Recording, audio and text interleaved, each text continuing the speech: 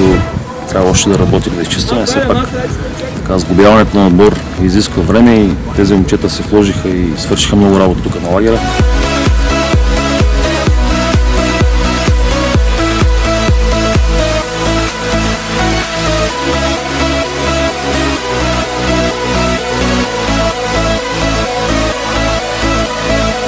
На 3 седмици отбор сме и имаме доста детайли от играта, които трябва да изчистим.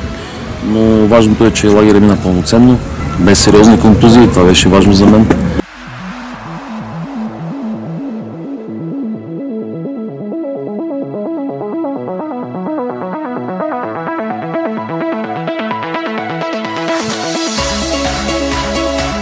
Всички по-точно играчи взеха участие и минути в мачовете. И мисля, че най-вече физически тази първата, по-трудната част на подготовката, всички сме подготвени добре. Сега идва вече после период на освежаване, когато тренировките и натоварването ще бъдат по-леки, за да бъдем вече свежи за началото на първенството.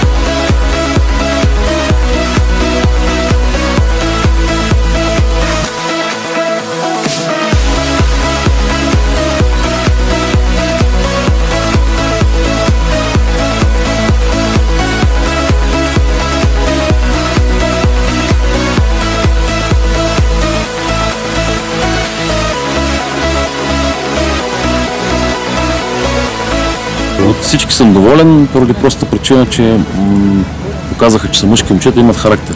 Така издържаха на тежки тренировки на натоварванията, изпълняваха тактическите задачи, което така исках да изглеждаме като отбор тактически зрял.